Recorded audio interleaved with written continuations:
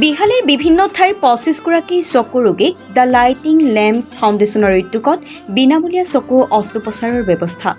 আজি বিহালীৰ বিভিন্ন ঠাইৰ ২৫গৰাকী চকু ৰোগীক বিনামূলীয়া চকু অস্ত্ৰোপচাৰৰ কাৰণে গুৱাহাটী নিয়াৰ ব্যৱস্থা কৰে স্বেচ্ছাসেৱী সংগঠন দ্য লাইটিং লেম্প ফাউণ্ডেশ্যনে। হয়, যোৱা ৮ মাৰ্চ তাৰিখে বিহালী জিঞ্জিয়াত দ্য লাইটিং লেম্প ফাউণ্ডেশ্যনৰ উদ্যোগত চকু চিকিৎসা শিবিৰ অনুষ্ঠিত কৰিছিলে আৰু তাতে আপোনালোকে চকু পৰীক্ষা কৰিছিলে আৰু তেতিয়া ডাক্তৰে পৰামৰ্শ আগবঢ়াইছিল যে আপোনালোকৰ চকু অস্ত্ৰোপচাৰ কৰিব লাগিব বুলি কৈছিলে। আৰু আজি আপোনালোকৰ NGOটোৰ জৰিয়তে আপোনালোকক গুৱাহাটীলৈ নিয়াৰ ব্যৱস্থাপনা কৰিছে সম্পূৰ্ণ বিনামূলীয়াভাৱে। আৰু কি ক'ব, কেনেকুৱা লাগিছে? সঁচাকৈ ভাল লাগিছে। আৰু যিটো NGOয়ে আমাক কথা দিছিলে যে আমাক যিখিনি চকু চিকিৎসা এইখিনি বিনামূলীয়াকৈ কৰি আনি পেলাই আমাক হেৰি কৰি দিয়া যিখিনি প্ৰতিশ্ৰুতি দিছিলে, আজি সেই প্ৰতিশ্ৰুতিখিনি ৰক্ষা কৰিছে। আৰু আমি সঁচাকৈ ধন্যবাদ জনাইছোঁ চিৰঞ্জীৱ পাঠক NGOৰ জৰিয়তে যিখিনি আমাক সেইখিনি সুবিধা দিছে আমাৰ এই দুখীয়া মানুহখিনিক। সঁচাকৈ আমি ধন্যবাদ জনাইছোঁ। আৰু আমি যাতে ভালে কুশলে আমি এই চকু অপাৰেশ্যন কৰি আহি আমি যাতে আহিব পাৰোঁ সেইটোৱে আমি হেৰি জনাইছোঁ। কিমানজন ওলাইছে? আজি 25জন ওলাইছে। 25জন ওলাইছে। তাৰপিছত আৰু নেক্সট 25জন হ'ব। যাবৰ কাৰণে ওলাই আহিছোঁ। আৰু সঁচাকৈ আমি ধন্যবাদ জনাইছোঁ তেখেতক।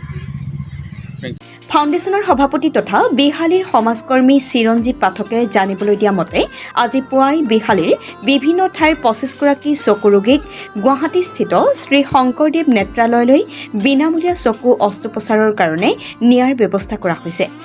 এনে চকু অস্ত্ৰোপচাৰৰ জৰিয়তে দৰিদ্ৰ লোকসকল উপকৃত হ'ব বুলি কয়। লগতে পৰ্যায়ক্ৰমে যিসকল চকু ৰোগীক অস্ত্ৰোপচাৰৰ প্ৰয়োজন হ'ব তেওঁলোকক অস্ত্ৰোপচাৰৰ ব্যৱস্থা কৰা হ'ব বুলি জানিবলৈ দিয়ে। চকু ৰোগীসকলক চকু অস্ত্ৰোপচাৰৰ ব্যৱস্থা কৰি দিয়াৰ কাৰণে ফাউণ্ডেশ্যনৰ সভাপতি তথা বিহালীৰ সমাজকৰ্মী চিৰঞ্জীৱ পাঠকক চকু ৰোগীসকলে ধন্যবাদ জ্ঞাপন কৰে। বিহালীৰ পৰা ভুৱন লুইটলৰ ৰিপৰ্টাৰ লাইভ অসম। পাঠক ছাৰে আমাক যিখিনি সা সুবিধা দিছে তাৰ কাৰণে মই তেওঁক বহুত বহুত ধন্যবাদ জনাইছোঁ। হয়, যাম ছাৰ। আমি বহুত গৰীব মানুহ, বহুত দিনৰ পৰা চকুৰ কাৰণে ভুগি আছোঁ। এতিয়া ছাৰে আমাক যিখিনি সুবিধা দিছে তাৰ কাৰণে আমি বহুত আনন্দিত হৈছোঁ। আৰু ছাৰক পাঠক ছাৰক বহুত বহুত ধন্যবাদ জনাইছোঁ। আমি সকলোৱে পাঠক ছাৰক বহুত বহুত ধন্যবাদ জনাইছোঁ। হয় ছাৰ। এতিয়া মোৰ হেৰি আপুনি ধৰি লওক এঘণ্টা 20 মিনিটমান লাগিবতো। এতিয়া আপুনি হেৰিটাত আহি যাওক, 11টা বজাত থাকক তাতে। 11টা মানে ইফালে সোমাই যাব লাগে। বাইকখন দেখিছে? ৰাস্তাতে সোমাইছে। আচ্ছা দাদা, এক ছেকেণ্ড ৰ'বচোন।